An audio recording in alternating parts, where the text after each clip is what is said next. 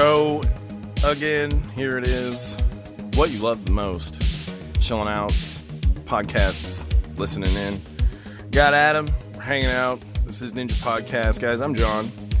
Welcome in. Of course, the shows lining up to this point, there's a lot of kind of filler back content there. So if you guys are up to date, this show's for you.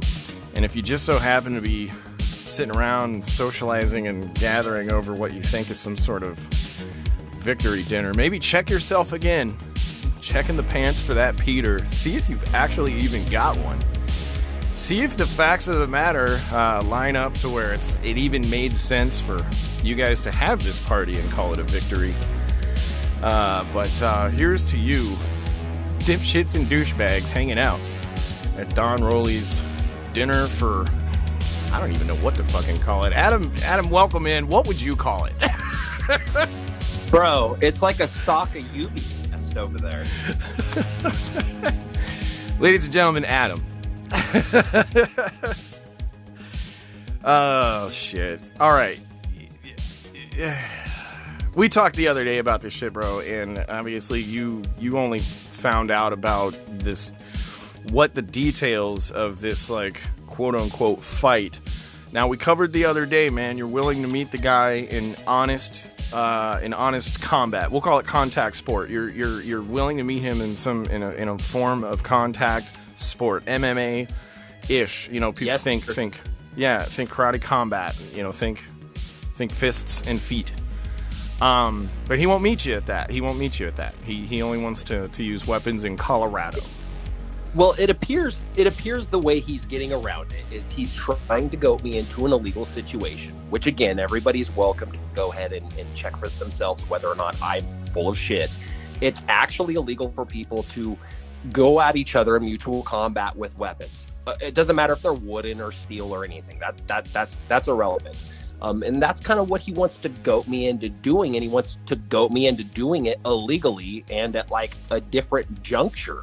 You know, like, it's like, give me a break, man. It's like in a normal situation, we could make this really easy.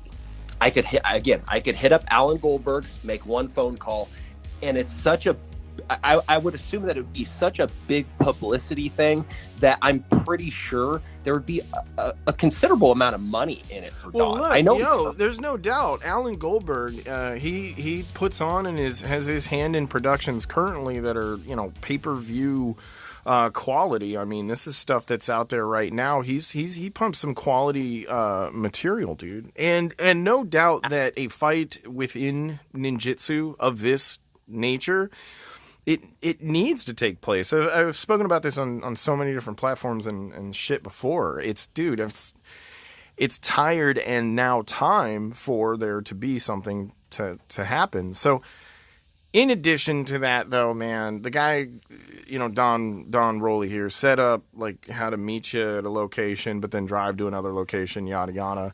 There's just so much bullshit involved in what that became. It can't even really be honestly considered a challenge from the get-go. He's probably listening in with his friends, and they're fine dining, of course. They're in Don's apartment. Straight up bukkake fest for Don today, bro. Bukkake fest. They're confirming whether or not Don really does have a dick, and I promise you, he has a vagina. They're like, let me check that, bro. How juvenile! These jokes are so lame. It's like, it's funny, though, because it's fitting where it's like these, I don't even know what to say anymore, because it's like, yeah, it doesn't take much intellect anyway to just see that these folks are full of absolute shit. And I mean, am I wrong, or what do you think? I mean, give me a break, bro. Like, again, we're looking at a bunch of buffoons that aren't even considered legitimate themselves. That McDojo website is actually making videos about currently as we speak. And it's ridiculous, bro, because, again, you have a group of frauds calling other people frauds. And all of these, this group of frauds, which is consistent with the BSMA and Lord and Don Roley, pretty much all Don Roley. Budo Bob is Don Roley. Lourdes I think Budo Bob is Don Roley. Lourdes is Don Roley. Straight up. I agree with that. Greg Ash, I think, is another handle that gets thrown around a little bit, because that's just like Batman is type stuff that you see on social media. So, but yeah, go ahead. And he he gives big giveaways. Okay, so like for an example, the other night, and he's gonna go, oh, he doesn't know what he's talking about. That's not why he did it. But the other night, he posted some picture of like a constellation or some kind of star mass in space, and it looked like Batman. And he made a comment about how, you know, it was founded by or funded by, you know, the Wayne Foundation. Wayne Foundation, yeah. So, like, here's the thing: is like Rolly is losing it in his old age, bro. I don't know if it's the whiskey or if I don't know if he's just, you know, honestly losing it with like the several different profiles. Like if he's got, you know, multiple personality disorder at this point. But he's literally giving himself away in really, really vibrant ways, bro. Like, for example, like Lorda Sapiens like had a huge issue with me apparently because I went after Don. So Lorda spent the next week writing 4 articles within 1 week about me, even though everything he complained about was everything I did to Don. Like it's kind of give me a break, bro. Like you're not even trying anymore. Like it's not hard to figure you out. And like the names, the profiles, like I don't give a fuck. Budo Bob is Don Rolly. Fucking Lorda Sapiens is Don Rolly. Fucking like A. Among other several different profiles that he tries to act like are real people. This is the type of situation we're dealing with, people. Like this is the type like of psychosis that this man deals with on a daily basis. It's pretty fucking sad. No, I agree, and you're definitely on the mark, bro. Because I would get followed around by Lourdes as Don would have run-ins with me. So like I kind of made like a satire character and did kind of a play on Don Rolly's name. You know, since he wants to be public, I'm like, hey, you know, I'm gonna cut jokes and do a parody of you and call it John Rolly. And John Rolly had a video right on. You know, John Rolly has a video. He does like a knife demo. There's thousands of people in the audience. You know, and he's one of the funniest fucking videos I've ever seen, by the way. When I first saw the video, bro, I didn't really know much about it or even what was going on, and I still laughed my ass off. Well, bro, it's a lot of it is just it's shit that he's legit said out there from like somewhere or something. And I just kind of used his bullshit as one-liners, and it was tough to create that. Like the B-reel that I made of just cutting Don Rolly jokes on this like stage with some blue lights was like, bro, the turtleneck pretty had rough, me going, dude. It was very Don Rolly-esque attire. You know what I'm saying? I had to get into it for the character. But again, it is the fact that it's parody, man. It's satire. So if they want to be public figures anyway, they need to be ready for folks who are going to come back and say something. They need to have a little bit thicker skin at that point, because it seemed to me as well that any time I would do something to kind of up the ante or come back or troll back, they would get upset, and then all of a sudden this Lourdes character would pop out this huge article, and I'm like, wait a minute, hold the fuck on. It's like every fucking time now that I'm having a run-in with Don, Lourdes brings it back up. I found the IANF. Lourdes has an IANF video, article, as soon as Don Rolly just posted a video talking about how bullshit it is, which is fine. That's his opinion, and I mean, the bummer is that they truly think that when they get these opinions out there and we hear them, read them, or something, that like it cuts us deep, bro. It really hurts us in the ego because we can't take it. And I'm like, no, I love what it's kind of great about me, bro. It's kind of great because they help raise awareness about just the fact that you exist. Like, here's the thing, man. Like I fucking love that they are hurt so badly by me. Like, they actually posted a quote that I made on your show, and I would say it a million times over, like, yeah, you guys listened. That's a quote that I made, and I would say it again. It's quote, no less. Right. And it's like, give me a fucking break. Like, that's what you guys have to be mad at me about, because I'm actually calling out a person for the very thing you attack people for. So, A, we have a group of stupid fucking frauds that believe in Don Rolly like he's fucking David Koresh, and they all fucking believe in his bullshit, and yet they're following around a dude that most likely, in my opinion, and allegedly, he is allegedly involved in killing his fucking father, number one. His fucking dad, bro. Well, he was questioned, no doubt. He was no doubt questioned, bro. And he was held in questioning for quite some time because he was the only person involved or even around when it happened. Dude, that's so fucking suspicious. I mean, that's suspect as shit, especially for somebody who's going to be online. They're going to claim yada yada, this and that, ninja stuff. Oh, I know the dark arts of being an assassin. I was questioned, but I wasn't convicted. Like, that sounds so fucked up. Well, dude. But here's the thing. It all comes together when you find out what Von Raleigh was doing. It all comes together. This whole Crusader act. Like the other night, the guy posted 2 posts, and he says, "Thank you, everybody, for helping us get rid of another pedophile. Thank you, everybody, for helping us." Like, the guy thinks he's like King Crusader. All that was, I think that was just a smear campaign to just somehow attach Ninja Podcast to that guy. You notice that the image had to have... Sure. I'm like, bro, that was a generalized comment that I was sending to everybody at that time. So generic. It was a generic comment, and he's like, this guy you got to look out for, and I'm like, why did you use that image? Wouldn't you use a picture of what the guy is, or what his profile looks like, or something a little bit more tangible to what the dude actually is, as opposed to just trying to lead them on to an assumption that there's like a connection there? I'm like, you're not trying to do a deed. You're trying to do underhanded, shady shit. It's so obvious. Well, and it's obvious, and they're not even trying to hide it. It was like the location in the park, and then how I had to fucking follow them to another undisclosed location. Like, give me a fucking break, bro. Like, you guys might have been good criminals back in the day, but you guys are fucking losing it now. Like, you're not even trying. Like, literally, the most illegal fucking message I've ever seen in my life. Hey, meet me at this place so we can have an illegal weapons match where we have to drive to another undisclosed place filled with people in my automobile while it's just you flying solo. Give me a fucking break, bro. Like, why are you not accepting the match? Don, like, you're such a fucking pussy, bro. Like, just accept the match. I know for a fact that in less than a fucking 24-hour setting, I will have a place for us. I will have media coverage. I will have pay-per-view, bro. I will have every fucking thing that you want. I will make it legit. People will be able to view. It will be live streamed. I don't see why this guy isn't jumping on this shit. Well, he's said a number of times that what he wants is a viral video.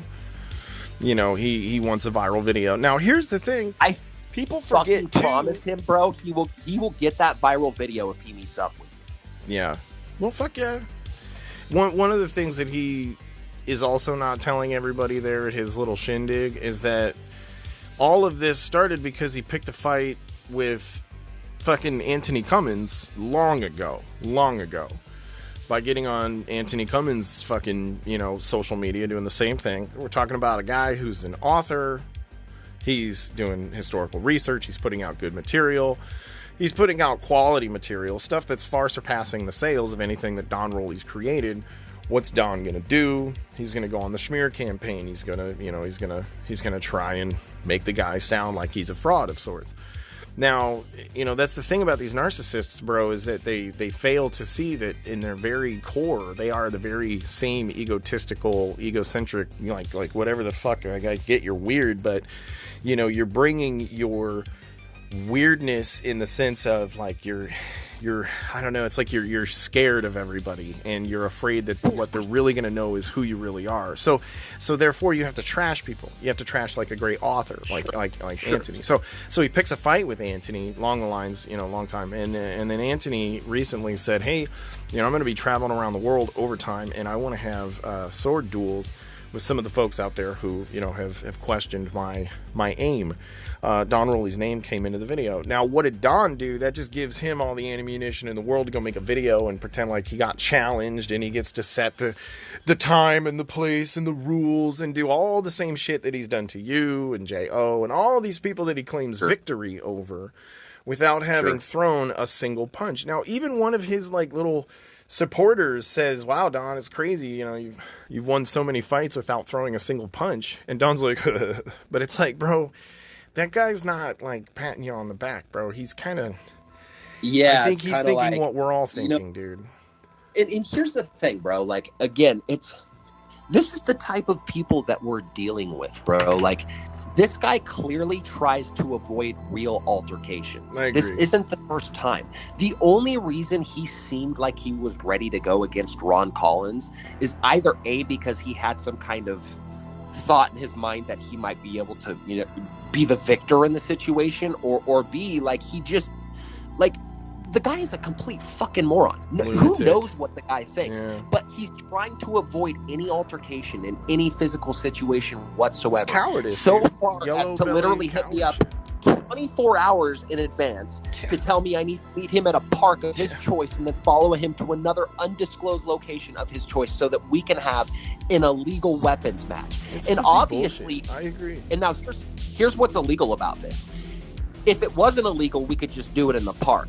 But the fact that I have to follow him to another undisclosed location is because we are indeed going to engage into illegal combat at that point. He can't do it publicly. He can't show anybody. And that's the fucking problem is, had I gone through something like that, what really would have fucking happened? Because nobody would have seen it. Oh, bro, you know what? I wonder too. I'm curious. Sorry, man. I had to walk over there and check on something, and I hit a cymbal. Did you hear that?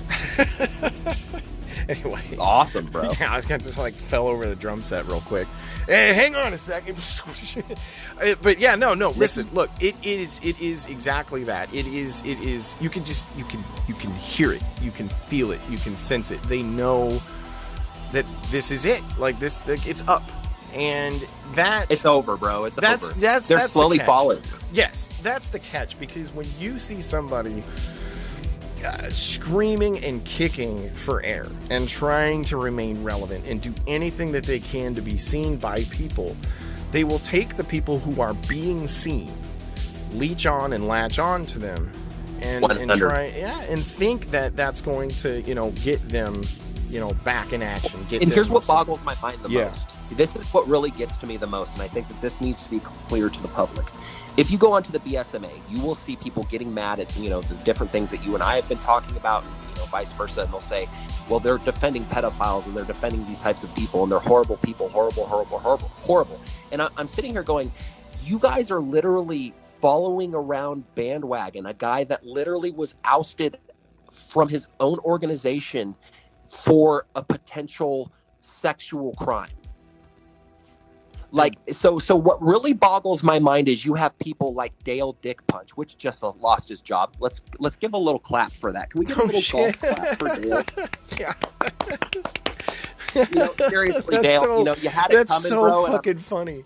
Yeah, go ahead, go ahead. Spill the beans. I'll let you break this one loose, dude. Oh man. So yeah, let's let the public know. So Dale Dick Punch just recently was crying publicly about losing his job. And I laughed, bro. I can't tell you honestly that I was able to stop laughing within a 5-minute range. Like, I laughed so hard I cried, bro. Hell yeah. Like, he is pissed, bro. And he lost his medical doctor position at wherever the fuck he worked because David Richardson decided to reach out to his employer and let his employer know what Dale Dick Punch does on his free time in both work here's time. The thing. I think a lot of those weird acupuncture and weird frou-frou, there's parts of acupuncture that could be considered legit or whatever the fuck. I know nobody that I know has gone and done acupuncture, so I can't really tell you anything about it. But I know a lot of the other stuff that he does is just frou-frou, wave your arms around in the air,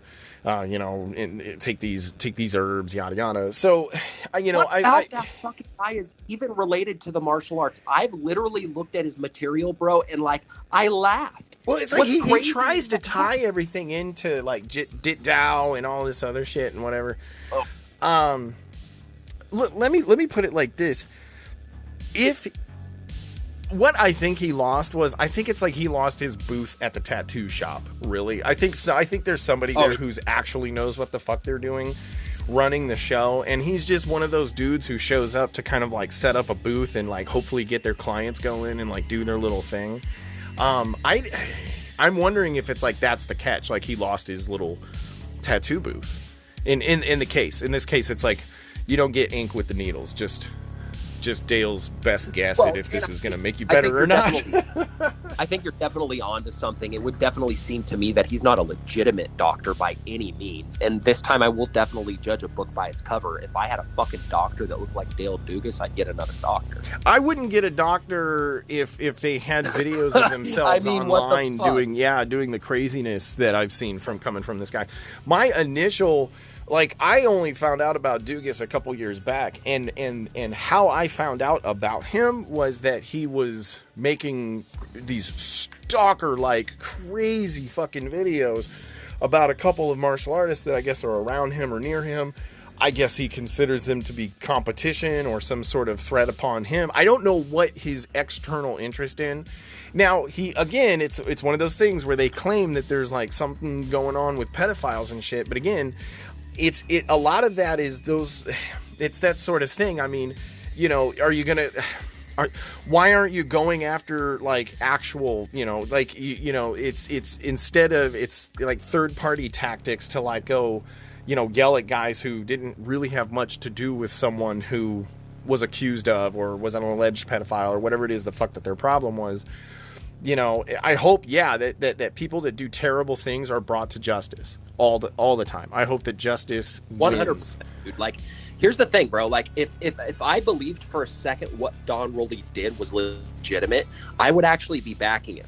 Because I have, you know, I take a huge offense to people that, you know, want to go after kids and want to do horrible, negative things like that to people. Like, nobody should have to go through some certain situation like that. Yeah, like, this pedophile hunting shit. Yes, yeah. But I think that it matters for him because obviously he personally dealt with it. I don't think at any moment, I don't think at any point, bro, like there's no reason at this point for me to doubt that he didn't go through with it. And then to look at his situation with his, you know, his alliance with, you know, the alleged death, bro. Like, I mean, everything. It's like there's reason to believe now. Like, there's reason to suggest now. Like, it's not questioning anymore. You know, like, it's obvious. Well, again, it's looking at public information. It's what's already out there. It's what people are talking about. It's what already has been brought before. Here, you know, look, again, I'm going to throw a shout out here because Phil Elmore, he used to hang with those dudes. He was big and chilling with those dudes, and he backed off because I think he saw that, you know, that within that scope of what's going on there's no pot of gold at the end of that weird pedo rainbow. Like, it's just garbage and filth. So Phil jumped out, but he was on a Viking Samurai episode recently, and he took some hard questions from Viking Samurai. You know, answered up for things that he said back in the day and towards Viking Samurai, and then about, you know, Bullshido crowd and just yada yada. And they really came to good terms and had a great conversation and brought forward some good content. Good content for the community, something to talk about. Phil Elmore has been involved in kind of in the ninjutsu community, in that he again has always been kind of a very strong voice in that there's a lot of ninjutsu practitioners whose credentials are flamboyant, false, or in a sense a fraud, you know, a large fabricated lie that took long time to build over time. So he sees this as a fraud of like many layers, you know, and like any onion, you have to peel and peel and peel it to get to the core, and there's so much that you almost have to correct, and you can't, because you're always going to be fighting back people from who aren't at that level yet. They didn't catch that layer. Like, you're not, like, they're still looking at the full onion, so they don't know to the depth of what, you know, fraudulent activity may or may not take place. I think Phil left because, again, he looked inward and he saw a batch of onions himself. He was like, look, these guys deep down, there's something bad. And so it's kind of ultimately no doubt that with this group in its entirety, as people bail, as people pull out, you know, folks like Don Roley will only be left to claim that what this truly is about is for this, you know, hunting bullshit within the martial arts, yada yada. I'm going to be honest with you. He's killing his. Okay, so check it out. In my opinion, all he's doing is killing his father over and over again. Well, you know, it's because every time he goes out into public, he's bringing all of his baggage with him. So when he pops out, he's dragging all of this through the mud again. And he brings it with him because everybody who comes along and wants to know a little bit more now has plenty of articles to go through that talk some sense into folks, honestly. And in addition to that, there's plenty of articles in the past that Bullshido and groups like this and folks who I'm trying to say some large names in the martial arts who are as well on board with a lot of what's going on now. This expose of this caliber with these folks who consider themselves to be the top echelon of ninjutsu practitioners. It is such a shit fest. And bro, we got a guy, a big fat fuck that punches himself in the fucking nuts and waves his hands around over here. Yeah. We got a fucking frail little feather of a man that tries to get out of an actual Somebody combat. said lay off the meth, Bryan Cranston. Did you see that shit? Yeah. I saw it. It was really good. But look though. And then we have a couple of profiles which Don wants people to really believe are real. I think those profiles are they're literally created out of the fact that he had nobody to talk to and he doesn't have a life. I would be willing to bet, I would put money down that he's got huge psychological problems. Well, dude, huge fucking psychological I agree problem. with you, bro. I agree with you. Here's the thing, too. Let's say that they're celebrating their little victory dance. They have their little 5 people hanging out in his apartment. He's cooking. Bro, he's cooking them dinner and shit. He's cooking he's cooking it up. You know, he's making all the pleasantries like spotted dick. Bro, they're like banzai. There's some bad shit going on. Fuck, some of them got their clothes off by now, I'm sure. Look, and drunk, like drunker than shit. It's what, like 5 o'clock? Not even, or no, wait, you're behind me. That's right. So it's not even noon there. They're drunk as shit. Cause I hit you up at my 2 o'clock, which, you know, is like about an hour or two before, you know, you would have to have met Don at Dirty Woman Park, but instead he's having his little shit party. But I digress. And here's my point. You know, he's hanging out. He's got his 5 folks. He's really doing his thing, and he wants folks to think that that's like a fucking big deal. Those people are hanging out at Don's house, like they're partying. And I kind of had to laugh because I'm like, bro, you know, here's the problem. See, when folks actually fucking dig your style, know you for some things, it's DJing, drumming, in your case, you know, martial arts, badassery, the folks that you roll with, you know, folks who are in film, entertainment, folks who are in music, folks who are in something that really generates energy. You know, we're a lot of us we're kind of like antennas for generating this, or rather like the towers of output. And in this case, a lot of us towers of output, bro, like, bro, everybody wants to fucking be at my house hanging the fuck out. Why do you think I live in the fucking woods? Why do you think Adam lives in the fucking woods? We had to get away from all the folks who are trying to fucking kick it, okay? Like, there's plenty of people who want to kick it. We don't have to put together a fucking bullshit fest to try and get 5 people to come out because, you know, I was going to have a super kick-ass fight, but the guy backed out.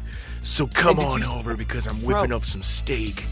I'm like, bro, I gotta hide from the people who want to kick it from me. It's like, no diss to the people who want to kick it with me. Bro, like, look at his post. Like, just admit you're gay. Look at his last post where he posted all the food, and I'm going to make a sake yuba for everyone. Just admit you are gay, please, bro. Like, everybody. A lot of tendencies there, bro. Like, just the guy is so gay, bro. Like, bro, like, all I could think was like 80s gay too. Like, he's wearing that. Bro, vest, I think it's a big reason that he kind of gets frustrated so much because it's like he doesn't know how to speak to the public to the point where he can be like, well, guys, you know what? I'm a super badass martial artist, but I'm also gay. Like, I know a lot of dudes who do it. They're super badass. You know, a lot of dudes too. Like, again, it's 2022. A lot of us grew up fucking in some crazy fucking years, bro. Okay, you know, some fucking crazy shit out there. But what I am saying is that he comes from a generation where still like scared to say it, still just hiding in a closet. Well, because I think he acts so fucking weird because of it. I agree with you, dude. I agree with you. It's not like Don Broly, you're gay. It's like, Don Broly, bro, just admit it. Just fucking be cool about it, will you? It's cool. This here's your buddy. I think the guy that he's with is the one that comes over and hangs out and talks about how many books they've written. Because he's like, you've written a few books on this, haven't you? I'm not going to tell people what coffee this is. Bro, I'm telling you, I don't, here's the thing. I question that Don even has a penis, but I promise you Dieter's taking 9 inches, bro. He's got a deep mitt for as a catcher in the major leagues. That guy looks like he literally is like the go-to boy, bro. You remember like that movie? Like, it was really funny, bro. So like, I was watching that fucking that interview with the vampire movie, and like they have that point in the movie where like there's that little kid and they all like get to bite and taste his blood, like all the vampires are like sitting around and like the boy kind of gets passed around, and that's what Dieter is, bro. Like he gets passed around with BSMA, bro, and like they all take little bites out of him, bro, but he loves it, dude. Well, you know, like, Don's about the blood. He comes for the blood, is what he said. Oh, bro, he loves the blood. I mean, look at the message that he left for Bodie Sanders. Right. He loves to talk coming for the blood. Yeah. Yeah. Well, dude, again, it's weird that you mentioned Dieter. Dieter had his own problem. He has had this history with issues with transgender phobia. Like he's like a transphobe. So he went off the rails about Krista Jacobson forever, and he was quite upset. I'm going to be honest with you, dude. Krista Jacobson is, bro, she's got it all, okay? And I mean that in any way that she wants to take it. But I'm going to put this out there. Krista Jacobson is fucking a hard-on. She's badass. Now, here's the thing. She's not afraid of what she is. In the public's eye, she lets the public see what is truly her, and she's not afraid of what the fuck they think. She doesn't give 2 fucks or a shit about what you fucking think.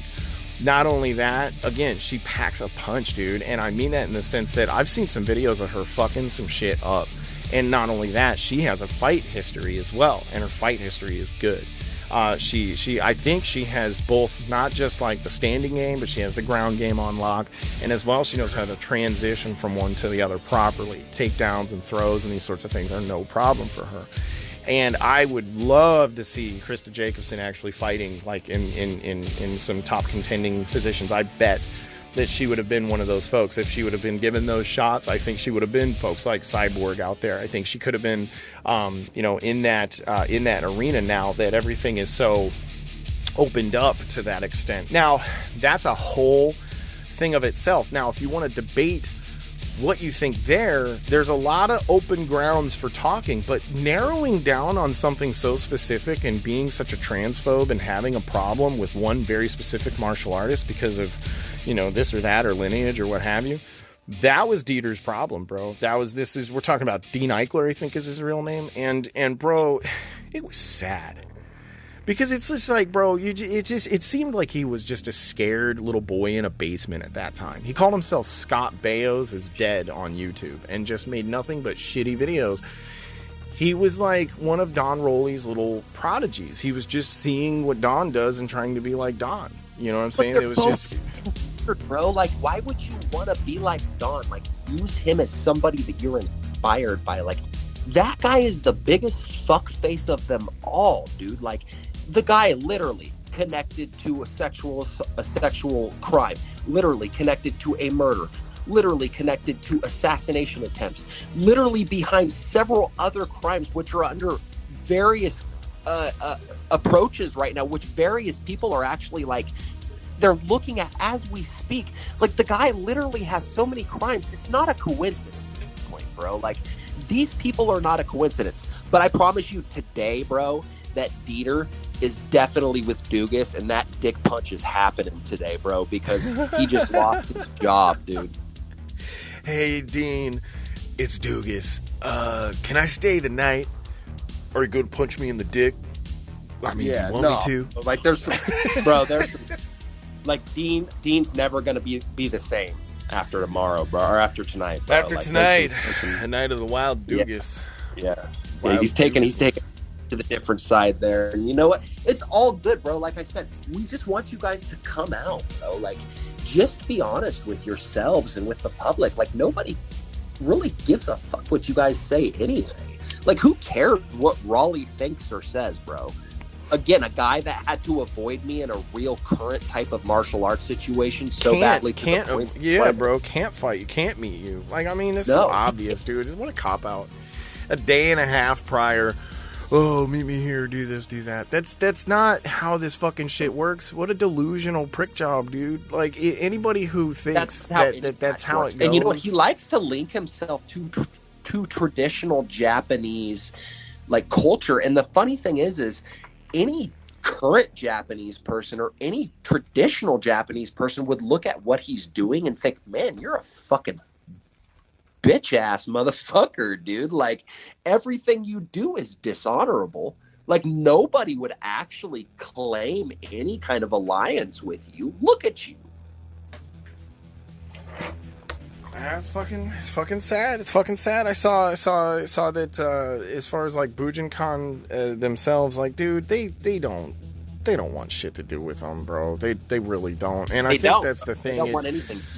That's a lot of the kicking and screaming too. Is, oh, I saw a post where it's like, oh, guys, I can still do seminars. I can still do this. No takers. Well, no. I want to reiterate this to the public.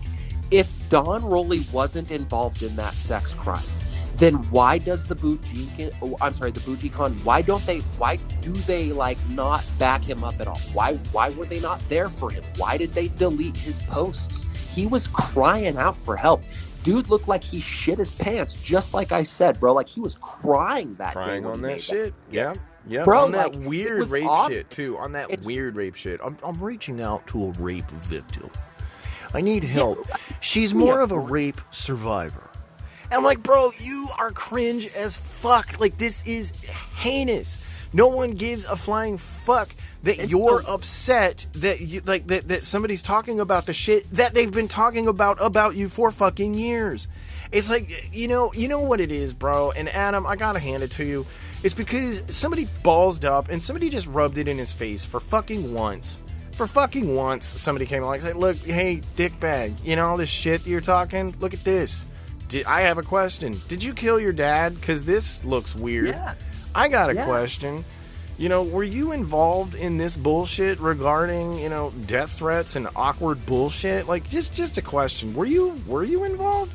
No answers, nothing but bullshit, screaming and kicking. And then something that has been talked about in the Bujinkan forever. This is supposed to be their pedophile hunter. This is supposed to be the guy who's going to find and eliminate all the weird sex criminals and everything like that from their organization. You know, claims to do this on a daily basis, jails the people who are fucking, alleged, you know, criminals of the Bujinkan doing dirty, you know, what did he say? He calls it diddling kids. He calls it diddling kids. What kind of a person says that? What kind of a fucking idiot says that? These are atrocities, bro. Again, this is just my opinion, and I have the right to speak my opinion. It is my right, and I 100%, in my opinion, believe that he is a straight-up 100% chomo.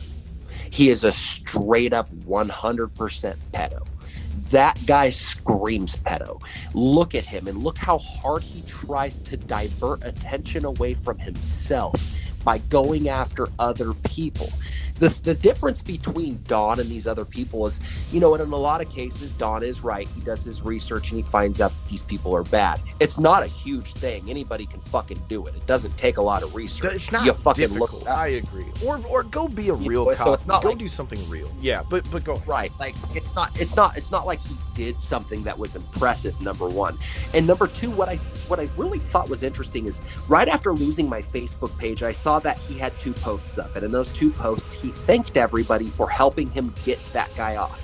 Now, I know how he did it. He went on a banning post, and he had a bunch of fucking people report this guy's material and report this guy's shit and say that he was doing this and that. And what's funny is Don Rowley doesn't like when people talk about his involvement with the alleged murder. He doesn't want people to know that he potentially shot his father in the chest. That's not something he wants people to know. And he definitely did not want anybody to know about the Ed Martin situation. So much that he lost his shit, made several videos with a beet red fucking face like an alcoholic fucking pile of shit. Looking like and then proceeded to cry and whine and say that he had legal people, legal representatives. I have legal people standing by. No, you don't. He's been Number playing one, that you shit don't with have me, the too. money. You broke fuck. Yeah. Your fucking fake ass dojo that doesn't exist in Colorado. I don't know how the fuck that guy makes money. By the looks of his fucking Gears of War belt, I would say that he fucking is literally, bro. Like, this guy literally drives me crazy to the point that I can't believe people actually respect him after all of this knowledge is available. And all these guys, Dieter and Dale Dugas and fucking all these fake profiles that Don's created, which will never obviously stop because it's just Don himself. And what's fucking hilarious, and bro, you can look at this, Don likes to talk to Budo Bob back and forth. He's fucking holding conversations with himself publicly. So I agree, and they're more relevant. They do this go-to thing where they say, "Oh, well, we'll get on a Zoom call together." And I'm like, bro, no, you won't. You wouldn't in a million years get on a Zoom call together with one of us. You would record some bullshit, make a fake video, and fucking put it up. Don, right. You have no life, and it's sitting around editing video, which he does also poorly. I think that's the reason that a lot of Don Rowley is a sad fucking joke, and he literally he does what he does because of his life, bro. And if you look at his life, it's sad, bro. He has nothing. He lives in a tiny little fucking apartment, dude, with nothing. His kids, I'm pretty sure, think he's the biggest fuckface on the face of the planet. And look at his wife, bro, smoking a fucking pack of fucking Camels a day because she can't take his fucking bullshit, bro. Like, literally, the guy is a fucking monster. Dude, I fucking, like, here's my thing, though. I love Camel Turkish Golds. I'm not gonna fucking lie, bro. Those Camel Turkish Golds. When I was growing up, dude, like, are you kidding me? So, I used to smoke, and I don't care. Like, I used to smoke. In fact, I smoked up until about 7 years ago. And I really, really, really enjoyed smoking, bro. And so, like, I loved, different types of blends and brands, but I liked Camels, bro, but there was a special brand that came out called Camel Red. Reds, yeah, Camel Red, yeah. Well, they wanted to, like, emphasize the bold, brisk, brittle Marlboro red flavor in a Camel, right? And it was bomb, bro. Like, I remember growing up, dude, and I would, like, smoke them, bro. And, of course, like, I'd be, like, 16 and 17 at, like, my high school, and, like, the cops would be like, hey, you guys can't be smoking, but you'd, like, totally just, It was the rebel shit. Well, Lucky Strike and all the shit. My grandpa was a Lucky Strike smoker, so when I stole a cigarette from my grandpa when I was, like, 13 or 14, the juvenile shit, the things that we all should just open up and admit to, because it's way easier when you help the next generation, when you cut them your stories about how much of an idiot you were over the shit that they shouldn't be doing. Be helpful. Right. I'm telling you, bro, I grabbed a Lucky Strike from my grandpa, and, me and a couple kids hiding behind, this fucking little, it was like the little maintenance area for the whole neighborhood there. Fucking chilling out. Hiding out, you know what I'm saying? And it's like, bro, one puff of a Lucky Strike, and you're either one of two things. You're a smoker for the rest of your fucking life, or you're dead. You're fucking dead. 100%. And, I have people in my family, like my grandma, she was one of those types, bro. Like, she was like, smokers do it till they're dead. Like, she literally said that, bro. And, like, she went down smoking, bro, like hard. Some of them do. Southern woman. Well, and and I've known. Let me put it like this. I grew up in a small town. There's a lot of those women that grew up in the small town. They lived in the small town. That's and look, they're with guys that are like Don Rowley, that are fucking weird and sinister and possibly abusive, possibly fucking off the rails with weird other shit, could be scared at a lot of times. Bro, sitting on the back porch, you could just tell for a lot of these women that was their escape. So, I got Joe Camel was there to fucking be a bro, and do the deed. Well, for, I hate to sound like that, but I mean, like, it's all they had. You know what I'm saying? Because life inside was just fucking sinister.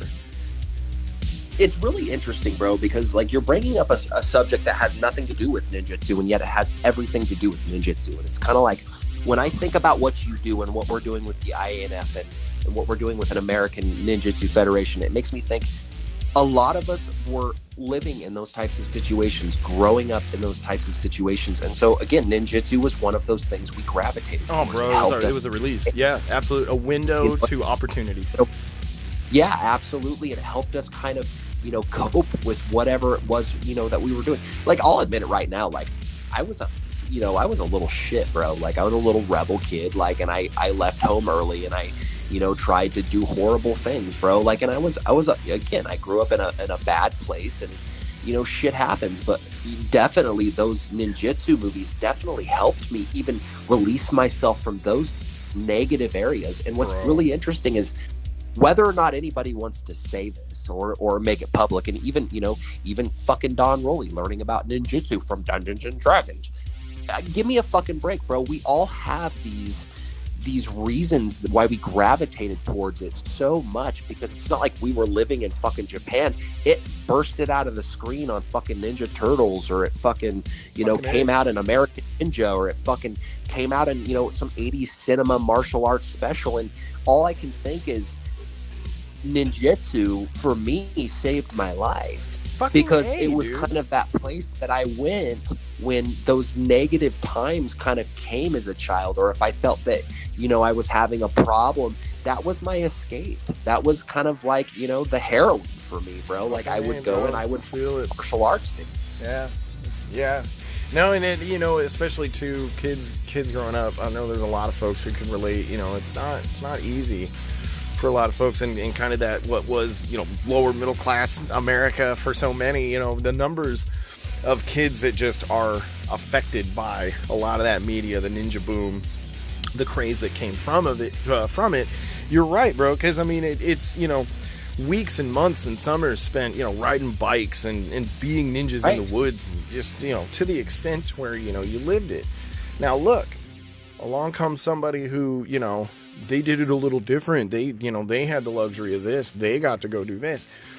For what reason do they have to just fucking be now the bully? It was like the bully who had a BMX that was maybe a touch better, but you were like, you don't deserve that fucking BMX. Like, your mom's just banging that rich guy, and he bought you a BMX to get you out of the house.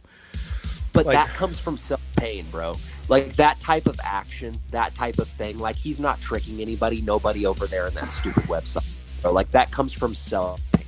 That comes from the same thing we're talking about right now. What's really is we're touching down on a subject that's kind of influencing for every single person, whether they want to admit it or not. And I think that, like, with these guys too, they're so fucking sad and upset with their own lives that the only way they can feel gratification anymore is by making sure somebody else is hurt before they go to bed. Yep. And really and truly, like, in a lot of ways, they were really, really good about doing it. But I think that now people are starting to see that it's very much not a big deal, that in fact Rolly is himself Budo Bob. He is himself a couple of other profiles, so that alleviates the idea that other people are writing anything. I can tell you right now, when those articles came out, it was directly Dawn. And it was said it was by Lourdes, but it was 100% identical to the way so that I'm saying Dawn it's the word for word. It's the way that he just rattles off these fucking things. Right. He will. It's like, I've seen so many posts where he tells people that I was a yellow belt in ninjutsu, yada yada yada yada yada yada yada yada, and it's like the same regarbled shit over and over and over. Go to a Lourdes article, same fucking shit, same wording, yada yada yada yada.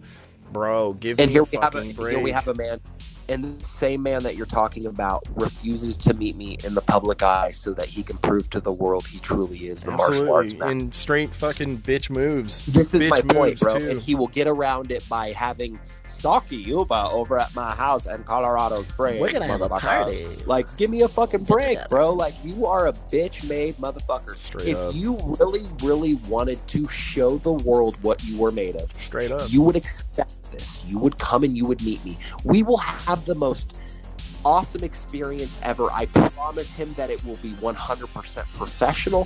He is allowed to bring his entourage because it will be public. Well, yeah, bring your people and let them hold their phones up and fucking get you ready, rub your shoulders, tell you got this. Let the world see. Like, it's like, Don, like, you wanted this video to go viral. This is the way. I can get the biggest venue in the world for this right now. One phone call. Bro, and we all know if he would do it, if he would just fucking do it. Like, bro, you know what I'm saying? I'll be there. I'd be in your corner, obviously, man. And like, you know, we'll get good promoters. We'll get good shit. I got great people who would love to throw some fucking, you know, just get their fucking logos in the background or on the ground in the mat. I will literally right now too, to make this more legitimate, I will literally not only reach out to Alan Goldberg, I'll reach out to Sean Kanan, which is a very well-known actor. He was the actor in Karate Kid 3. He's done, again, he's like a how many time Emmy winner for whatever he does. The guy's got straight legit connections. Daytime television I will Emmys, reach out to even him to ensure, bro. I will ensure that this will be the most professional venue that he's ever been to. And all he has to do is show up. Well, and that's what I'm saying. What Don doesn't understand is that he could, like, this could be an entire fight card. I mean, all these people all along who have said all this bullshit, Dale Dugas, yada yada, all these folks, they could jump on the card, bro. There could be several on this card, and it can literally be the point where everybody puts up or shuts up. Right. And that's what I'm saying. Like, check it out. Like with Don, I'm going to keep talking shit on Don, and I'm going to keep talking about, you know, his connection, his alleged connection to the sexual crimes within the Bougie.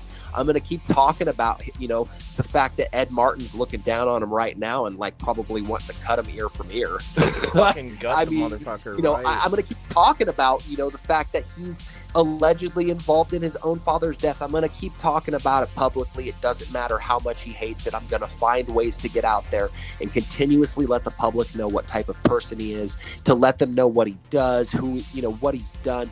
These are all things people need to know, especially coming from a guy that spends his days crusading and looking for pedophiles. Well, give me a fucking break. You're 100%, and he doesn't get that this is how it works in the fight community. This is how it works when you're going to jump into a martial arts community and talk extreme bullshit to the point where, okay, you've got yourself a fight. You've got yourself something happening. You want to be the Conor McGregor of motherfucking ninjutsu and run your stupid fucking mouth and flail your fucking arms with no skill. None of the skill. None of the skill. None. But I want to make a point, and I want to make another point to the public. We'll do it, and then we're going to take a break. Do that, and then we got to take a break. When people like Jake Paul, when they want to fight, they go public. When people that are public figures like Conor or anybody that fights in the fucking MMA or any kind of mixed martial arts or any kind of kickboxing, you want to go public. It's a good thing for you. It's good for you. It's good for everybody. I do not know why he doesn't want to make this a public thing. If he's so convinced that he can beat me, meet me publicly for a mixed martial arts event where everybody can spectate, and I promise him it will be the most amazing moment of his life. Oh, bro, for real. It'll be epic. It'll get views, it'll get the attention, because everybody who's been even slightly just around this will finally get that resolution where they'll know whether or not the fucking bullshit this guy has been talking over and over and over again. Now look, we're gonna take a break, and are you still around? You want to stick around? What do you got going on? Yeah, man. Okay. Totally. Well, good. Look, so all right, let's do this. We're gonna take a break, then we're gonna come back, and we're gonna talk about ninjutsu in its sense. These competitions, can we have competitions where folks will come together, and to what extent? Now look, I know that Don wants things like weapons, etc., and I totally agree that that's included in this. I mean, look, maybe some of these fight cards will include weapons events. Maybe some of these folks can come to an agreement on weapons. I think you can open the match up, but would you come to meet in a public spectatable? If it's going to be weapons and that sort of thing, I think for insurances, etc., there might be some sort of pads, at least face covering. 100%. But because then check it out. If I went to this event really quick and somebody got hurt, somebody's going to jail. Period. Oh, bro, dude, there's no doubt at all that his current challenge and joke, questionable, fucking illegal, even activity that he calls a fight challenge right now, it's laughable. It's laughable. Yeah. It's to the point to right now to where if he wants to actually do something about it, I think when we come back, we're going to discuss that what it should be. But ultimately, I'm leaving right now before the break to say this is my final thought before the break, is that is not a fight challenge. It came out of no fight challenge. It's nothing other than your pathetic delusion of what was supposed to be something that you thought up in your fucking mind. At no point did he even really talk to you directly. Wasn't this all third-party gibberish? Wasn't it he said, she said the entire fucking time?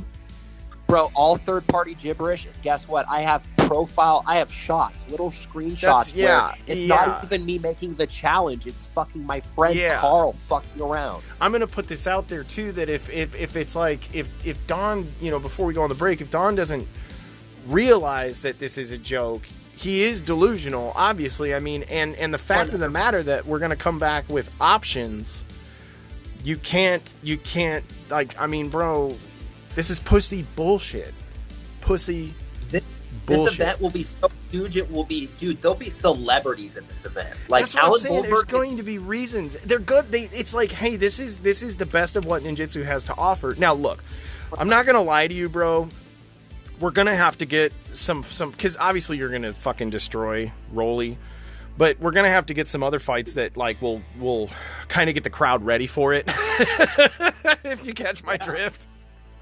So it's like, we're going to have to fluff this fight card up, because I hate to say that this is the best that ninjutsu has to offer and then include Don Rolly, period. Let's do this shit, man. This is time. Let's get this shit going. We could even get Lee into this shit. Let's have Lee Maurer fight one of the BS and Defamation. Oh, bro, there you go. There you go. They would love to see that. They would love to see that. Okay, guys. All right, look, we're going to do this. We're gonna jump on the break. Adam and I have business to attend to, and we're gonna be right back for the second part of Ninja Podcast here, where basically the trash can is opened, and we're just continuing to throw shit in there. So we'll be back.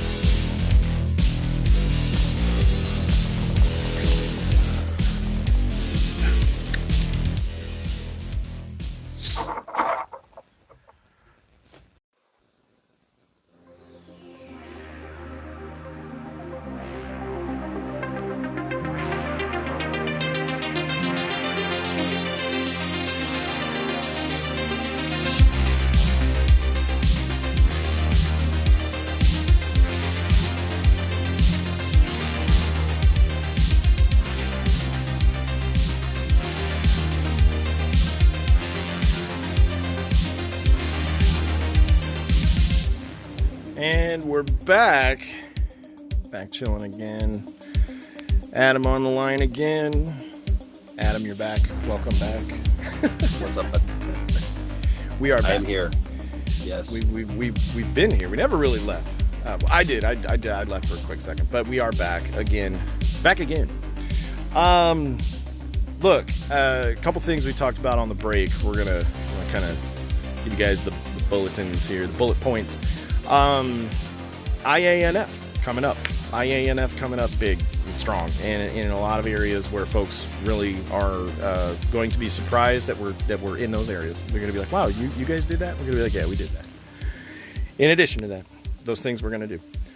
There's going to be some great changes coming up ahead. There's going to be transitions here in the show. There's going to be, next step, next phase. A lot of folks are wondering kind of what all this is coming about, what this is all boiling up to. And then, lastly, but again, and to reiterate, what you guys see before you right now, currently in the martial arts community, is laughable. It's a problem. And IANF is going to start fucking taking care of this shit. Through the help of folks like myself, Adam, other folks who are not backing down from bullshit. We're tired. Everybody else is tired. And zero fucks given. And we're back. So fucking, I don't know, dude. I hate to start off so like, and welcome back, but to the fuckers, go fuck yourself. It's just sad, bro, that this is such an everyday situation that these people are literally going to do it till the day they die. I mean, it's just, it's never gonna feels like end. Every fucking day, doesn't it? It feels like every other fucking day it's something with this fucking bullshit. It's like, give me a fucking break, bro. Go watch fucking some show, dude. Like, literally, like, I'm sure he would love, like, Queer Eye for the Straight Guy, bro. Like, I'm sure Raleigh would be all over that shit. Like, and I say that in such a good, positive way. I just, I want him to, again, be yourself. Just be yourself, Come bro. clean. Come out, come clean. The water's fine. People accept you. It's okay. You and your Yes, boyfriend there in your training videos can be a couple. And hey, maybe you could be that first like LGBTQ company like kept in the Bujinkan, where it's like, you know, two men running a school. You know, you could really be you guys could be pioneering something other than, you know, booty hole pirate ship. You know, they really expressed publicly that they don't like when you and I use like dick jokes and sex jokes. They don't like our gay and sex jokes, bro. What they don't understand is I own and I've spent the time, bro. Like, if they want to get on the phone with me and have some chit chats about what's really fucking going on, I'll have the chit chats. Like, I'm not scared to fucking answer questions and be for real about who the fuck I am. Bro, we grew up in some of the raving, you know what I'm saying? You remember, like, drum and bass, what people now call, it's all different now. What people call dubstep is not what I knew dubstep as. You know, drum and bass evolved into this weird dubstep, and I used to hang out in these fucking basements of clubs where it's like upstairs is pop music, you know, shit like that, you know, ground levels like pop music, you know, then you got observation level of that, but then you go down in the basement, and down in the basement's like, you know, just fucking going for hours. I used to kick it in those little basements, bro, and chill and meet people and hang out. And I mean, bro, those were some fucking times. You feel me? And I mean, like, oh, dude, I remember going to like party. raves, fucking raves in the middle of Reno, bro, and like going to these places like we shouldn't be having these raves, but there's like hundreds of people and the music's just like fucking surging and pounding. Yes, like, people are like doing some crazy fucking shit in those places, bro. Dude. Like, you're gonna see. You better be prepared if you're gonna walk. You would see it all. Yeah. Well, and here's the thing too. The festival people they're still out there to this day. There are festivals occurring all over the place, and it's still kind of wear lights, wear crazy shit, be outlandish, do your thing. There's a little culture shock for some people still. So if they're like never seen it before, they're like, oh wow, I can't believe this is happening. But to people who are just like these weirdos and closet cases and fuckers who want to scream and get pissed about the weirdest fucking shit, they get upset when they're like, you can't stop with the gay jokes. Like, bro, shut the fuck up. Like, feel free to say whatever you want about me, because dude, I'm comfortable with who I am, and obviously they aren't. So it affects them. Yeah, bro. Again,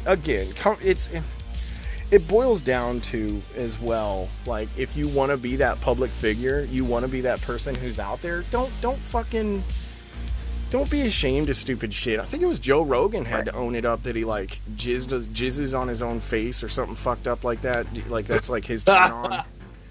And people were like, is that for real? And he was like, yeah. And they were like, do you drink your own piss? And he's like, oh, yeah. And they were like, holy shit. So, I mean, it's like, you know, when you are public, you know, I use Joe Rogan as an extreme example again for just podcasting purposes. So known in the podcasting, ominous for the podcasting. It is the fact that that's what I'm saying. He's open and he's honest and he's what about it. Look, somebody who's going to get pissed off and point and be, oh, shame and dishonor against you. Like, bro, you're not even trying to hide the fact that there's a lot going on there. Feminine stuff happening. He's girl so stuff. obviously a butt raper, bro. Like, he just needs to just be okay with it. Like, nobody cares, too. Like, we live in a society. This is one thing I want to bring up, too. I don't want people to feel like they can't be involved with ninjutsu because of these old ass clowns. These old people that are just, like, straight up, like, non-relevant, vile piles of shit that lose their jobs at fucking tattoo parlors because they're not really worth anything outside of Facebook. Acupuncture tattoo parlor. Like, it's, you know, it's Raised like, look acupuncture. at Don. Like, I can only imagine Don's daily routine. Like, after him and his 5 friends have their bukkake fest today at his house, they'll all go their separate ways, and Don will go back to his very, you know, menial, mediocre life where he probably only spends about $30 a week at the grocery store because he has nobody but himself to take care of. That's what I'm saying. It's like a once-a-year opportunity for him to toot his own fucking horn. Give me a fucking break, dude. Sure. Well, I think it's also that opportunity to get the guys together to have the old, sexual fandango, and that's what we're talking about. Like, Sexual fandango. Just just Twister in their underwear. Oh, bro, like straight up with Dieter on the bottom, catching Dieter down low all for the catch. All the tea bags, bro, dropping upon Dieter's head. Look, it sounds like a great time. I'm not going to lie. I mean, I should be in there teabagging hard and strong, but I am not invited because they don't give you the honest details of what's going on. Like, only a select few even really know where this public shenanigan is taking place. If you want to be a part of the Bukkake Fest at Don Roley's apartment in Colorado Springs, you must meet him at a specific park where he would like, and then you must follow him to an undisclosed location. So telling in the place, too, because he wants to meet you at Dirty Woman Creek. Dirty Woman Creek. Right, that's where he wants you to be. It's like the kind of guy who wants to watch you pee before he'll hang out with you. He wants to meet us over there, and I just want to meet him over here at, like, Ed Martin's Revenge Road. Right. You know? Right. Ed Martin's Revenge Road. Look, and again, at the corner of rape and pedophilia, you're going to find Don's office. And that's what's 100%. Really weird is he sets himself up right in that corner. That's what he wants to talk about. That's where he wants to put himself. That's the shit that he attaches to his Facebook. Like, it's like odd to me if you think about it. It's like they say that the best hide in public. What do you maybe that's just really what's happening here. Dude, well, I think that with him, he knows he can get away with it because there's people that actually believe it. So in Don's case, and I promise again, no matter what Don says, and if I'm Buddha Bob and I'll prove it, we'll do a Zoom meeting where all of us will come together. We're gonna have a Zoom call together. No, it's never gonna happen. Number one, okay, and it's already been talked about several times, and it's never gone down. Number two, and here we have a man creating several different profiles that actually hold straight up like commentary with himself, like going back and forth. And what was interesting is he was doing this very progressively with Budo Bob. Now, when I first initially went after Mr. Roley publicly and I started, alerting the public to all of his very misfortunate things that he was involved with, I think that he didn't really know what to do and that he was so overwhelmed by it that I didn't get attacked by these fucking anus faces at all, bro. Like, it never even happened, bro. Like, I never even knew any of them, and I was slamming Don, and nobody was saying a fucking word about me. No, yeah. Then suddenly these guys just come out, and they're, oh, yeah, we're on the bandwagon now. David Koresh, Don Roley. Oh, like, give me a fucking break, dude. Like, all of you guys are fake ass fuck. Like, it's like the Greg Ash that you brought up. He leaves little fucking, just tiny little innuendos that are obvious, bro, and he thinks that people actually fucking care, bro, like, or that people actually will give him the time of day. The guy only gets 1,000 views when he tries to pretend he's Lourdes. The guy really doesn't matter. In the real martial arts community, none of these people are relevant. You could ask people, again, like Alan Goldberg. You could ask people out there like Stephen Hayes. You could ask people out there that are of note worth, people that have actually lived it, done it, breathed it, that are involved with the martial arts, that have met true martial artists, and they would never say that Don Roley was relevant. He's not. He's on so many bad corners with so many people. It's ridiculous. The other day, he likes to say, well, he meant to say that his relevance was coming from straight up like, the BSM or ban the BSMA. And I can tell you guys right now that there are people out there that are straight up legends in this community, way bigger than the guys I just name dropped, that are absolutely 100% behind what I do to you publicly, Don. They are 100% behind it. I know John here knows that to be a fact. Bro, not only just a fact, but a big reason that this is very important is because, again, it's like knocking over the pieces during the chess game. This marketing strategy, the way to break through, the way to ideally meet the demands of the people, but getting through the bullshit competitors, the people that they're so used to, the door-to-door salesman garbage that you get from these fucking pedo, rape discussing awkward fuckers that, hold no relevance. You gotta battle this fucking weird battle in order just to be, in order just to kind of make, it's almost as if you're not then you're part of their bullshit and you'll never be taken seriously. And that's ultimately the problem. That's ultimately the problem is that the people that we talk about within the top echelon, they don't take ninjutsu seriously because of at all. These I people can tell you right and now. this problem. I can tell you that's right fucked. now, and I'll say this publicly, bro. And I know that there's hundreds of people out there. Again, I'll name drop Carl Lufthouse. I'll name drop people like Jim Nagy. You know, there are several people out there that are legitimate sources that would agree with me. Nobody actually believes ninjutsu is the real. Like, if you're a real martial artist, like, you laugh at it. Like, there's McDojo websites like committed to it, and Don goes, "Oh well, McDojo, they're just a bunch of big-headed MMA guys that have alpha problems." Like, that's a big thing. That was a big giveaway too with Don Roley using alpha. The guy is straight up 100% the biggest bitch in the martial arts community. Not once has he ever actually had to have a real altercation physically. I don't give a fuck. Maybe the guy can wield a sword pretty good. I'm not here to say he can't. I'm here to tell you that wouldn't if he know agrees if he could, to but bring yeah, the vet with me, I will put him to sleep again in 12 seconds. I'm putting that down. I will also go and put down $1,000 on me putting him to sleep in that amount of time. Fucking and I know that I could put together a pot of an extra G from promoters, people who want to get involved. Like I'm saying, it's bro, if he puts in his G, you put in your G, and we get the extra G. That's a $2,000 fight purse off a fucking amateur fight. Like, are you kidding me? Like, that's awesome. So check it out. Don Roley really is a public figure. Whether I like it or not, I'm going to admit that. So sure. I mean, he's an author. Don Roley has the benefit several of books. meeting me publicly because there's going to be people out there that have bought his fucking stupid books on Amazon, and there's going to be people out there that have, watched what he's done over the years and actually, liked what he's done. And those people are really going to tune in, and they're going to make a spectacle of it. Now, here's the thing. Don Roley, like you said, always wanted to see himself in a viral video. This is his opportunity. I can promise again, and I said this before and I'll say it again, 100% give me one day. I will have the most awesome venue, the most professional put together venue, and that it will actually benefit you in so many ways just to have one. Just the name, just the potential of underground ninja fights or just something. Well, here's the thing. Something menacing. Just something public, to show the people. So here's Don Roley's claim. He claims that he is whatever rank or title he is in ninjutsu, which is bullshit because he comes from a bullshit tradition, and it's not even been a proven fraud. Okay, so we already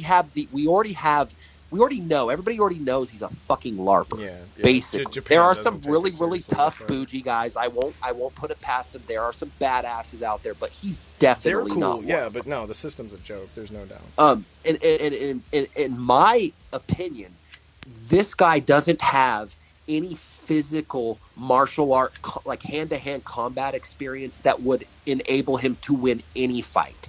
I think, bro, like literally, like anybody could take this fucking guy on. I watched him. I saw his body language.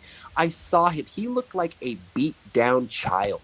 He had his hands in his pocket with his fucking face down like a fucking bewildered fucking little kid that had been walking through the forest all dirty and no place to go. Yeah. Like a little bit, bro. Yeah. Like, and that's really what it was. Player, is like Major League. Well, and that's the thing is he can say that he is what he is because he went to Japan, even though he can't talk about his experiences in Japan for more than 1 minute. He didn't go to Japan in 19 fucking blah, blah, blah. He went to Japan not I don't long get ago. It, bro. Like while it's still. I mean, come on, dude. It's not ancient Japan that he disappeared to. It's so. Well, and here's the thing, bro. Like, if I told you right now, like, I was like, hey, John, like, I'm gonna go to fucking Japan, bro, and like, you'd be like, hey, can I go? And I'd be like, yeah, let's do it. We would straight up fucking, if we were there for 8 years, you'd be seeing posts, and it doesn't matter if it was at a time that was a different technological advancement. We would still be sending letters and taking pictures, and people would be knowing about what we were doing. Like, he has nothing, not a shred of anything except pictures of these people. And here's the thing, like, I know people say he really went to Japan. I'm not saying he didn't, but I highly question the time he spent there. And I highly question whether or not it was anything significant, because he never seems has anything to say. Bro, like, if I went to fucking Japan, I'd be like, bro, this was so badass. We did this and we did that, and then we went to, you know, this place, and bro, like, there'd be so much to talk about. He doesn't have shit to say about. No, dude, he covered that in a podcast. He was asking a podcast directly not that long ago. The kid's like, you know, tell us about Japan. He's like, well, you know, I went there, I came back, you know, that's about it. I was like, what? It sounds the like, fuck you know is what, that to me? Sounds like not a good experience. That sounds like an experience where he was literally like a bad experience. And here's the thing: anybody can publicly look this up. It's talked about in several different places. You can look this up online. Don Rowley is no longer a part of the Bougie. He likes to place himself in those levels and on those platforms, but he is absolutely not a part of the Bougie. I've gotten this from people, again, of significance. I won't mention their names, but they are people of huge importance in the Bougie. And they were telling me that he absolutely has no ties to them, nor should he be operating under that term. Nor should he be operating under the term Bougie. Yeah. This is the point, man. Like, this guy, in my opinion, did something horrible, which I already know what he did. We're not going to sit here and beat around the bush. In my opinion, it has everything to do with the sex crime involved with Ed Martin. I know for a fact that he had a very bad let go there. They let him go for a very, very important reason. And when he says, oh, well, I suddenly came back, and then suddenly right after he comes back, who dies, bro? Literally within I think it was like literally within days, who died? Yeah, it says in the article that it just returned from Japan. That's my fucking That's so point. awkward, too, that it would mention that just returned from Japan. Like, it's like... I already looked it up, bro. He never went back. And so that's my point, is he was let go at that point, and then days later, his father dies? And we all know that his father ran the boys' school. We all know it's not, it's not hidden. Anybody that's listening to this, please, I urge you to go look this up. Von Rowley ran a school, and he was let go from his job because he let sexual activity take place in a boys' school.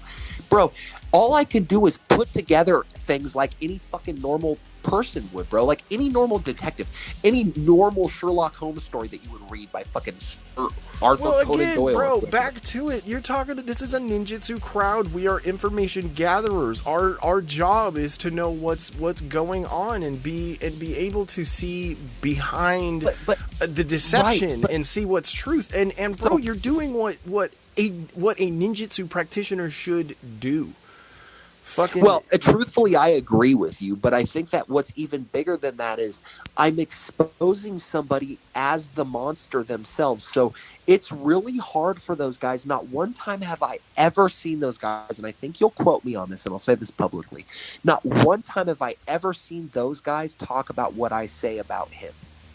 They just talk about me and how fucking much they hate me. They don't talk about the fact that he literally is on fucking Google for being allegedly involved in killing his father. Like, that's not anything that's hidden from anybody. Vaughn indeed did work at a school and allow those sexual activities to happen. And indeed, it isn't just me speculating this. It is widely believed in both the martial arts community and ninjutsu community that he was a person of note, inconsistency with the fact that Ed Martin's daughter had a sexual crime committed, against her. Like, it's just like, it's ridiculous, bro. Like, you put all these things together, okay? Like, I can sit here and I can say it over and over and over again, and you can put it together, and it's like, dude, this isn't a coincidence.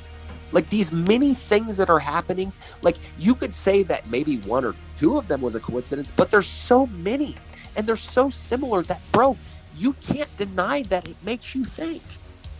No, I agree. So in your opinion, does it kind of then paint the picture? I mean, a lot of folks have said in the circles within Bujinkan. In my opinion, so as for my job, like, and I'm a skip tracer and I work with the local police department. In my personal opinion, these many things that people say he's committed crimes, like, bro, like, he's absolutely 100% involved. Like, there's no question.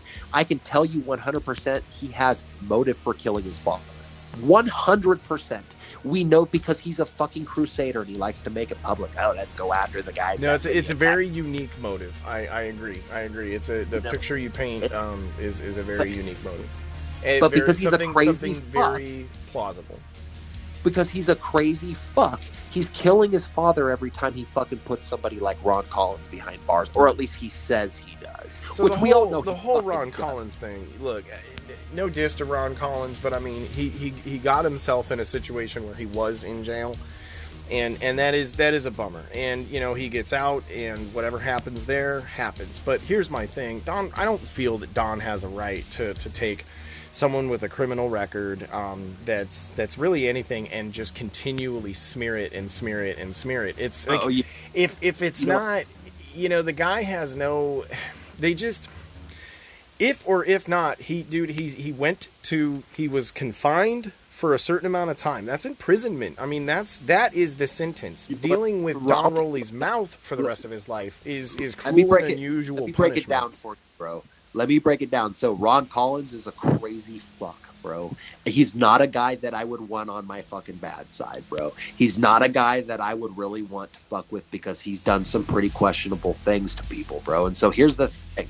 Every single time that I come back to the BSMA every couple of days, I see Don talking about Ron Collins and all this shit. And bro, I can tell you that Don is 100%. I will shit my pants afraid of Ron Collins. No offense against Phil Elmore. Phil Elmore is 100% afraid shit his pants of Ron Collins. This guy is not of a sound. He's not of a sound mind, obviously, and I'm gonna say that. And it's again no offense to the guy, but he has issues, and I want to say it publicly because these guys will parade around the 5 people that comment on the stupid video that Don posts, which 3 of the comments are him from 3 different profiles. But anyway, like, he'll make these stupid fucking, posts about Ron Collins, and it's like, bro, like, all you're doing is ensuring the moment he gets out, he's just going to be a crazy fucking dude and come back and do what he said. You, bro. Yeah. It's really a dumb idea Phil to fucking poke the bear, bro. Phil Elmore straight up told me. He goes, Ron Collins is a very questionable person, and I am concerned. Bro, like, I can tell you right now, they talk all the shit they want publicly. Those guys fucking fear a person like Ron Collins because that guy will actually find a way to fuck those guys over someday. It's coming.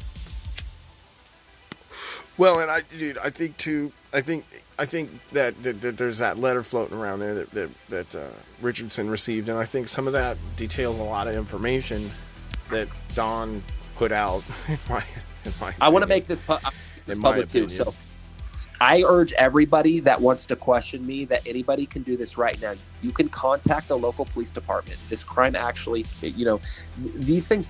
So here we go. Okay, with the letter in general, like with this whole Vegas thing, anybody in the world can see that a bougie seminar was happening that weekend. So it doesn't matter already. Okay, so they're already going to look at Don, number one, because it's a bougie seminar. But Don's going to get out of it by saying, well, I didn't attend it. I stayed back. And which, could be the truth, obviously, because he's, like, been ousted. I don't think they would want them there. But that's not to say that he doesn't have friends that are his there. But there are active bougie members that love it. Yeah. Okay, and that's the thing. Yeah. Is you're right. There is no reason for him to go to the bougie and for people to respect him because obviously he's been ousted. And he's lost all respect there. Yeah. Bro, like, he has nothing anymore. He's a schmuck, dude. Like, he plead for help, bro. Like, I love that commentary. And then after that, he made a video where his fucking hair looked like it smelled like fucking horse shit, bro. And it looked like he hadn't brushed his teeth, and it looked like he was about fucking 5 bottles. He always does look a bit roughed up when he's ready for these videos. It's like, I think maybe it's like an hour or 2 of him screaming in his fucking, living room in his apartment there, getting ready for it to then gain his composure to be like, Jon Duvall and Adam suck, and they're frauds, and I'm like, bro, take a look in the fucking mirror. I think every time you make a pod, bro, he goes, well, now I have to go become Bodo Bob and Greg Gersh, and I have to make a post about how badly I hate Jon Duvall and how he controls my life. And really, I say that I'm in their heads, but really, they're in my heads. Yeah, bro, the like rent-free that's space what it joke bro. is like fucking giving me like I'm like, bro. Every time rent-free space, all his friends have that joke, and I'm just like, you guys are hella original. Hella original. Look, yeah. Dum-dums, bro. Dude, that's the thing. Okay, so look, recently I've been kind of going around in the groups as well and just seeing what's going on. And I noticed Bujinkan Forum has kind of taken a turn where they don't want to deal with people who are, questionable and that sort of thing. You'll see Don's post get little to no interaction, everything else mad action. But they delete shit that they don't like, That's my point, okay? So no matter how much Don wants to say he hasn't committed a horrible crime within the Bougie, why is it that publicly he's ousted? They don't want to talk to him, dude. When you ask people of note worth in that organization that they don't want anything to do with him, why is it that he is the number one suspect in the sexual crime of Ed Martin's daughter? Why are those things? Why was he actually present when this happened? Why are all of those things actually facts? And now he's going to say that they're just a coincidence. Now, I want to say this again. Don Rowley, you're a fucking lying sack of shit. Your fucking little bukkake fest you're having right now. Get ready, honey, because I know for a fact you haven't reached out to Ed Martin's daughters. I know that for a fucking fact. And there's only one way I'd have that knowledge, Don. So you're a lying fuck. You didn't try to reach out to anybody, and nobody agreed to have anything to do with you. You're gonna send a so notarized that already letter saying that Don didn't. Bro, I need it's a letter already saying suspect. that I didn't rape you. Can you do that It's for already me, darling? suspect. I know you're a rape victim, but I just need a letter saying I didn't do it. Yeah, bro, like Christian Bale voice. For my up. Bujinkan cred on the streets. Gotta keep the cred high. Gonna need that letter notarized. Give it to me. Well, and that's the thing, bro. Can you imagine that some fucking idiot thinks if he gets enough notarized fucking signatures? That's not how a court of law works. When you go into a court of law, it doesn't matter how many signatures you gather, dum-dum. It's you like... actually go before a jury, and a jury picks apart what you've done for the last decade, you fucking clown. Look, Your Honor. Look, I know I'm here today accused of rape. Terrible crimes. I have 100 signatures, Your Honor. Your Honor, look at all the people I have not raped. All in the world, I have not raped these people, but this one person, you persecute me and of look, the people I have not raped. Judge, this where guy, is the he's friends judge? with a guy that doesn't believe I raped anybody, guys. I got 100,000 notarized letters from people that I have not raped. Bro, And a judge would be all, are you dumb? A judge would be all, you're straight up stupid. That's not how this works. Like, you literally need to sit your ass down, and we're going to go ahead and dissect and pick apart what you've been doing to people. All the slanderous things you said, all the types of events that have caused people misfortune. It actually hurt people physically. And again, bro, if he went to court, he would be a judge's dream, bro, because a judge would pick him apart for all these things. Can you imagine him walking into a court where he's getting a good old boy judge? Like in Texas. Fuck. It'd be so great. Jesus Christ, bro. Like, I want so badly, I wish so badly we live in like an alternate universe where like he committed these crimes in Texas, because he'd be fried, bro. There'd be no Don Rowley. It's probably why he lives where he does live, because he knows that the laws are relaxed for the type of shit that he does. Well, I don't know about that. You got to remember, every single time a cop comes into contact with Rowley, they're going to know what he was involved with. That shit fucking flashes right over their screens. You are a fucking cop. Oh, yeah, no. I mean, if the there's... moment that you fucking look somebody's name up, they're going to go, oh, okay, well, he was questioning his father's death. I know he's done other criminal shit, bro. I'm not even going to talk about that right now. I'm saving that for when I come back in 2 weeks. But anyway, bro, like, straight up, dude, like, this guy is a fucking criminal, and any cop that would come into contact with him, any judge, any jury would look at that and be like, really? Like, you're involved in this. You've done this for the last 10 years. You've slandered people. We found out about your dad. We found out about the fact that he ran a boys' school. We found out about the fact that you were a legend in his death. We found out about the Ed Martin situation. People aren't going to look at anybody else in the courtroom but Don. It doesn't matter. That's what people need to realize. Like, Don would be dead to rights guilty. No, I agree. He's claiming the evidence bullshit, suggests says that it costs in him. every situation, like, bro. Bro, he's such a fucking pile of shit, and he's gotten away with it. And I love that he's under investigation, and I love that he runs his mouth. I love that he tries to set up illegal events. Bro, I literally handed that over to a private detective. I gave him that message, bro. He made it public. Well, I posted bitch. that publicly, too, and I kind of had some questions. Look, there were some folks in the IANF, and it was laughable, too. I mean, it was a joke, ultimately. Like, everybody was kind of like, what the fuck? But I asked the question, I'm like, would you guys respond to, like, you know, a challenge, like a worthy challenge, if this is the terms that were given unto you? And the comments were pretty much along the point of, like, this looks like an ambush, this sounds ridiculous, like, I would never agree to something 100%. like this. This is where you place your sniper. And here's the thing, even my buddy Carl was like, look, you know, because of honor and whatever, I would be there, but I'd make sure my friends were there. They even say that I'm solo. It says own his own vehicle. Like, yeah, it and says solo. Like, in mine, weird. With my with my vehicle, with my entourage. My party to the location. Bro. Like, to the final location. He's so fucking dumb at this point, dude. Like, literally, dude, like, we don't have to do much. That the huge majority of people in the public just know he's a fucking lying sack of shit. Yeah, bro. And again, I urge him to have his legal team ready. I urge him to have everything ready, because when I come back in 2 weeks, it's fucking open field.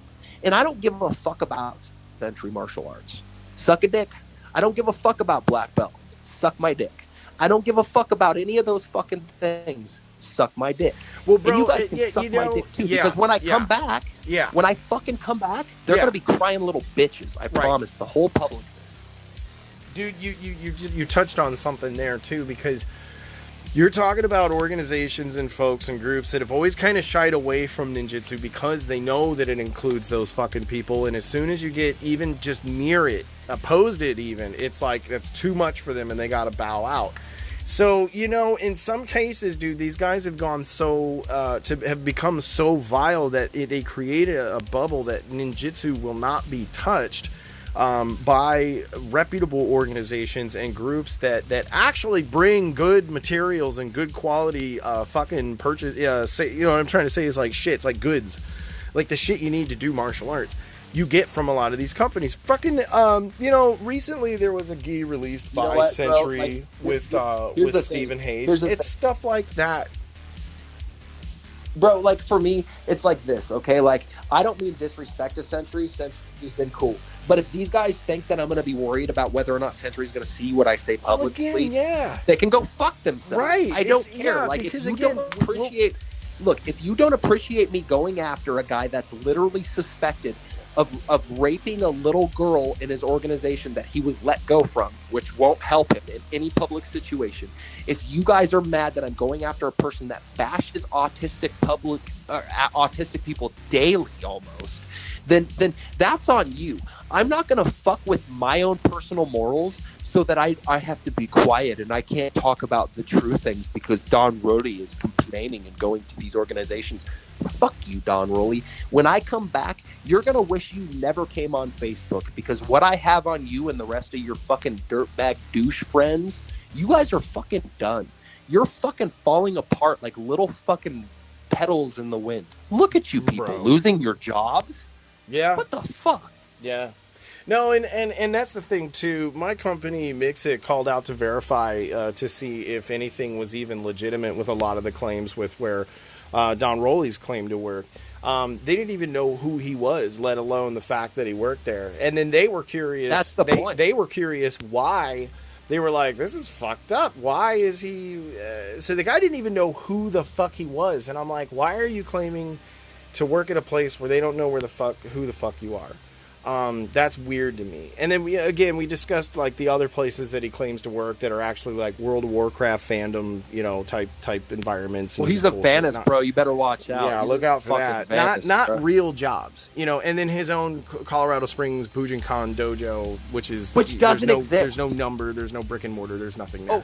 And really quick. Yeah, go ahead. I have a public message, bro, like that I got from Carl directly before I lost my profile. And it was Rolly, and I'll go ahead and I'll post it publicly so the world can see how much of a douchebag he is. But it's Rolly telling everybody and telling me that if I try to come find him or if I try to trick him and show up early, that I won't find him because his name's listed under an LLC. Bro, I'm a skip tracer. I know exactly where you live and what you do. Give me a fucking break. I don't need to worry about your LLCs, you fucking douchebag. Fucking A. Well, they've done that to me before where they know that I work a business or I run something. So, like, I've seen my information publicly doxed on BSMA, my address here, with what I started up. Because I stepped away from ninjutsu as a martial art. I was like, look, I learned karate as a kid. I'm going to teach karate as an adult. I was pumped about a lot of stuff going on. Not gonna lie to you, all the Cobra Kai shit got me excited again, and I wanted to be the next Johnny Lawrence, you know what I mean? And I just thought it was great, dude. And I had a couple folks start training and showing up, and that's what we do here. We do a lot of Kimura karate, cool shit, just chilling. I got a great environment for people to hang out. But here's the thing: it's a real place. You could really show up here.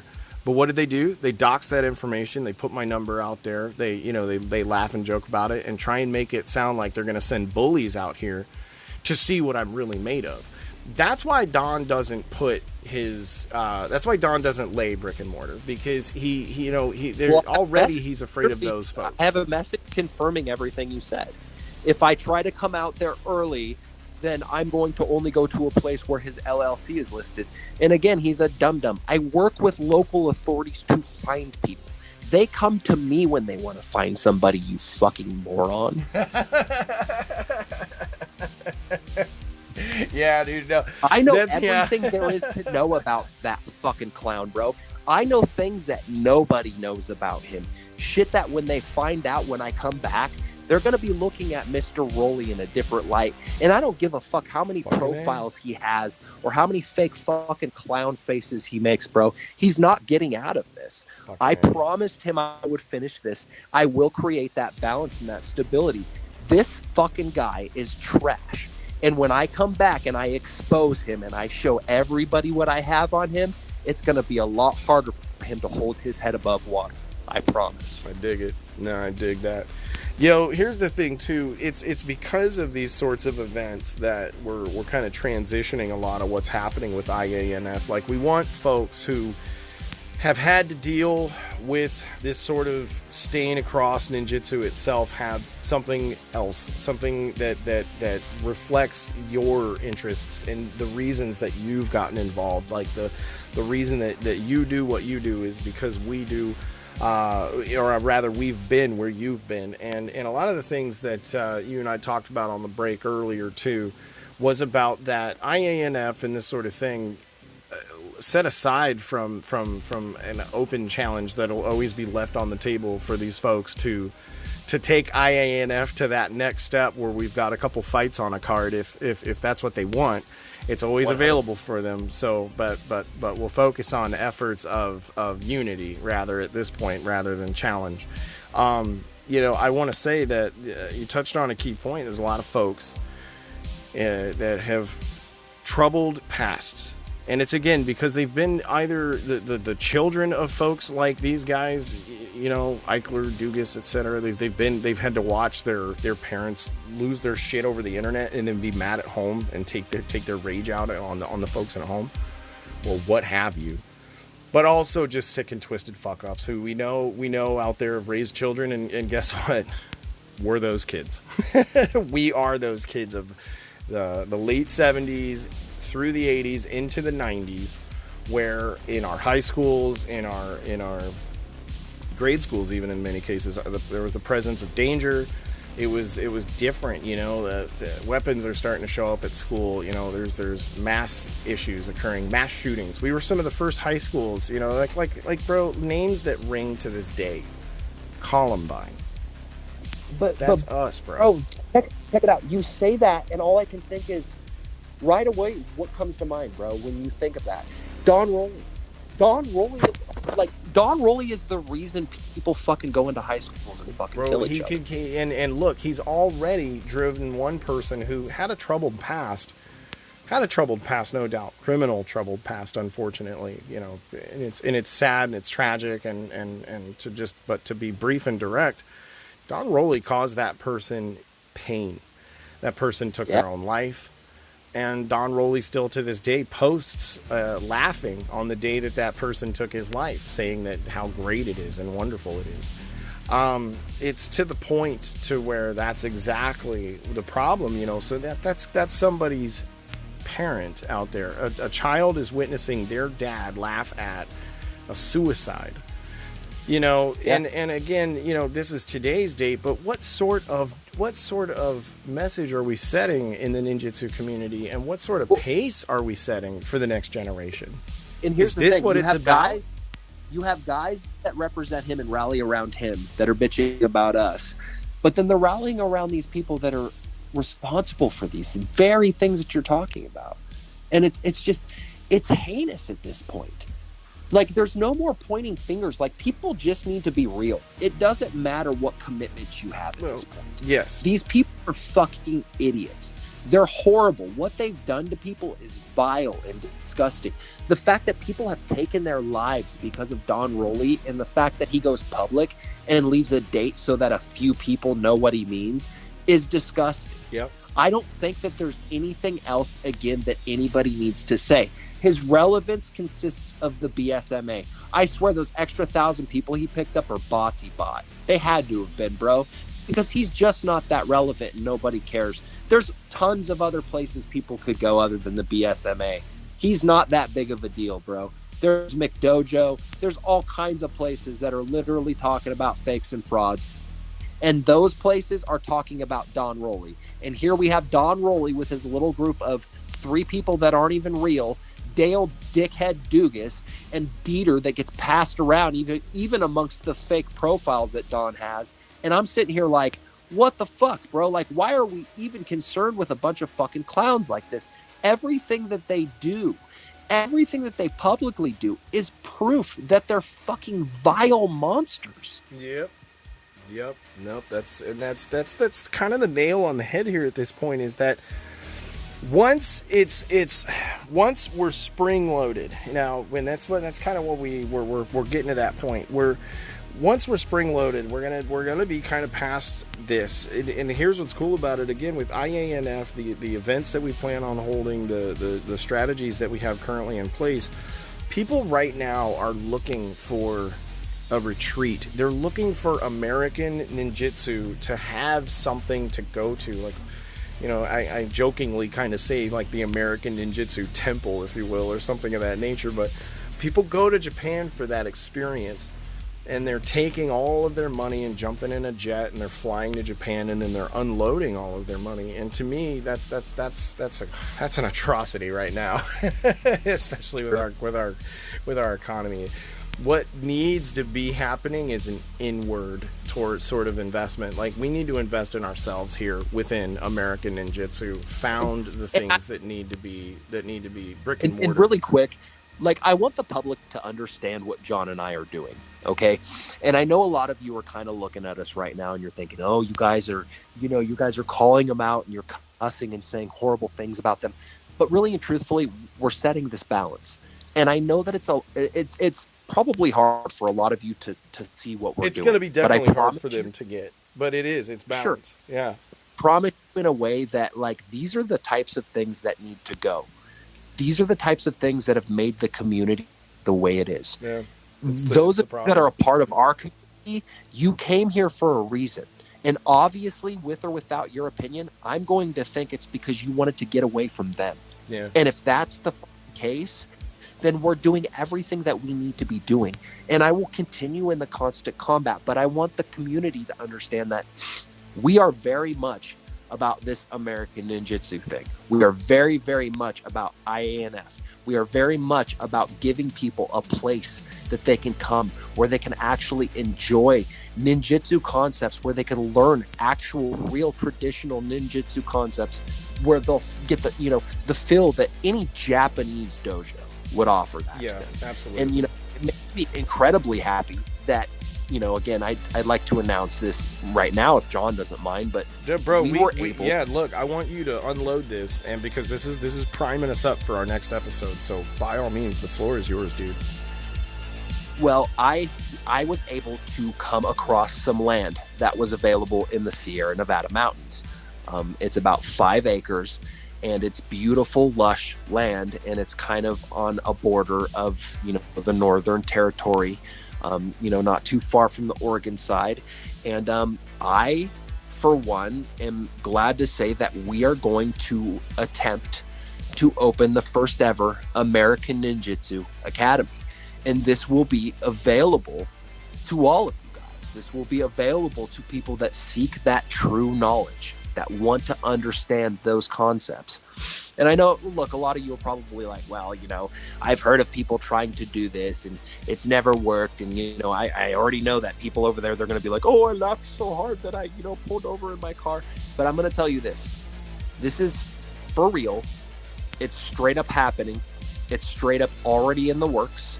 Jon's going to be coming out here. He's going to be flying out here really soon so that we can, look at the property. We're going to go ahead and we're going to make it very, very beautiful, lush. It's going to be very traditional, and we're going to have, a lot of very superior faces coming in here that are known names ninjutsu. We're going to have a lot of people walking through here and being a part of this experience. And again, I'm really happy to just make this available to you guys. So for those of you that really want to get that authentic experience, I'm happy to tell you that here in the next few months, we're going to have this amazing facility for you to come to, for you to stay at, and for you to experience all of the many skill sets that ninjutsu has to offer. No, so, yeah. Yes, exactly. See, the key too is that the knowledge is available. So, however it is that you're going to want it over time, the collection will be made. The library will get filled. Don't get us wrong. The library will fill with the information that you are looking for. But in addition to that, the names that will come through to speak so much energy and truth into what American Ninjutsu training is really going to become here. Because again, at your pace, at your level, when you have the time, it's open and available. This is almost like a retreat and an opportunity for you to take 100%. time and immerse yourself into your training. A lot of people are looking forward to something that is that training opportunity.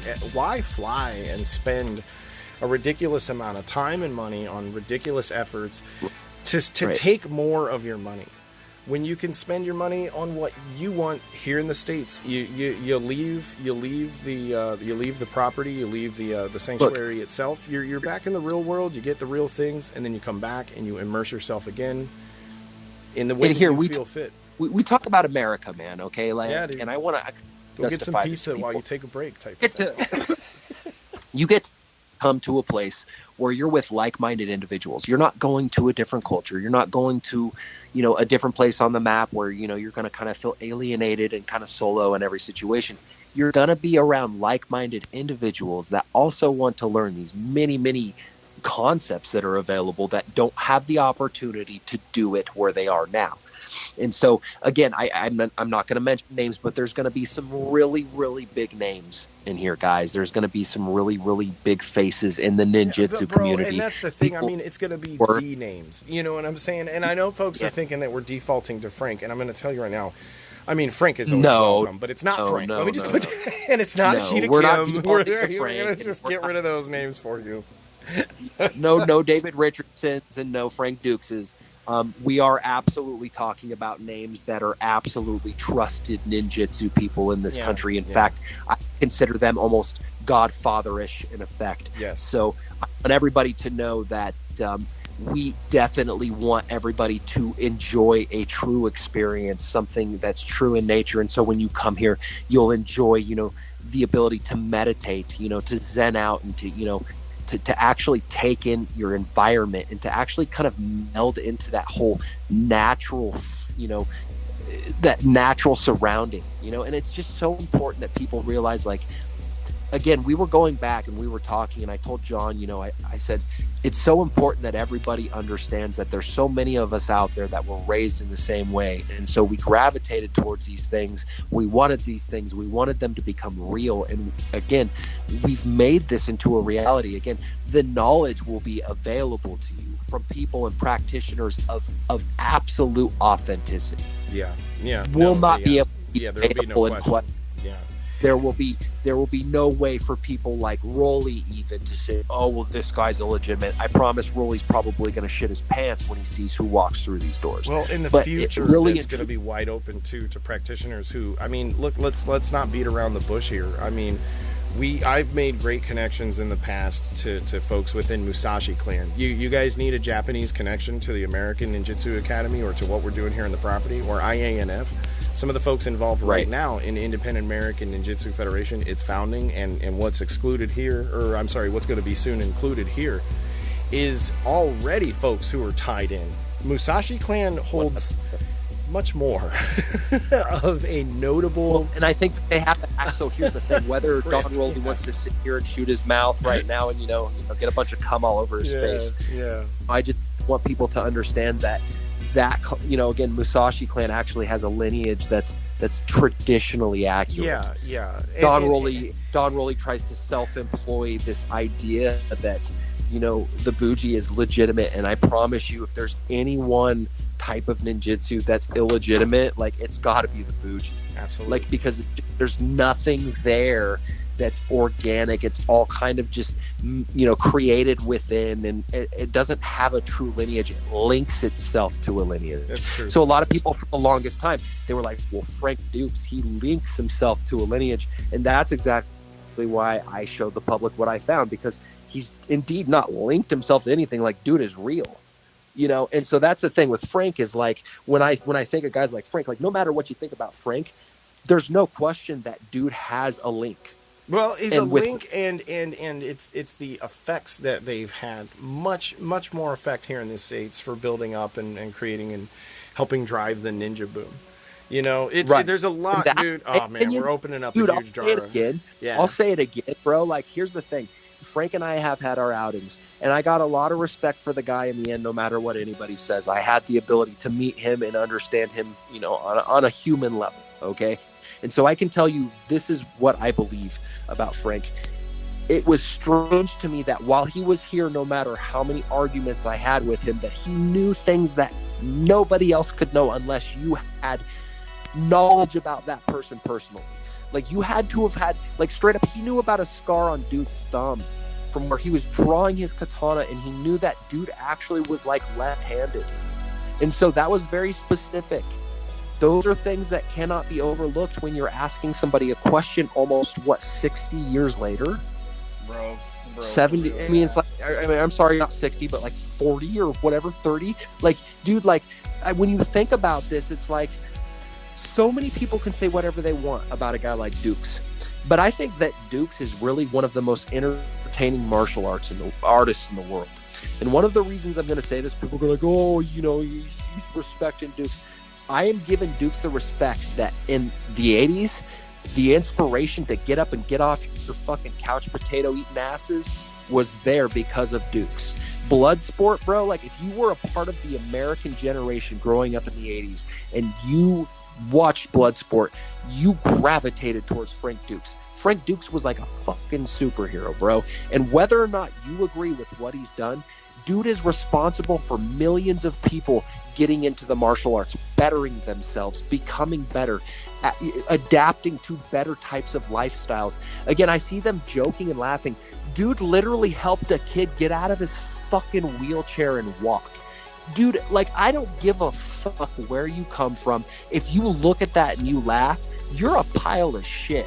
That dude literally got this kid to get so fucking motivated. And this happened like 20 something years ago, bro. Yeah, maybe even like 30, bro. Like, and he got that kid out of his fucking wheelchair, and dude was walking.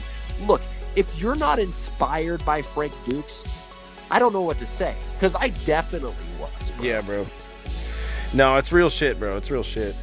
Look, man, we got to wrap up this segment. Yeah, it's fucking nuts, dude. You know what I'm saying, but I'm gonna put this out there, guys. We've got stuff coming up here, so I'm just gonna throw it down. Adam, thank you for jumping in on this episode here. You know, we'll recap and catch up here in a quick, but thanks for jumping in and being on it. Look, guys, the next episode coming up, whether or not it's here in 10 minutes or not, but keep an eye out on these updates, because this is the direction. This right here, this is the focal point. So I appreciate for listeners in kind of digging in and trying to know kind of what's going on with this whole bullshit show. Appreciate you guys hanging in and listening in, but we're gonna have more with Ninja Podcast. Again, guys, I am John.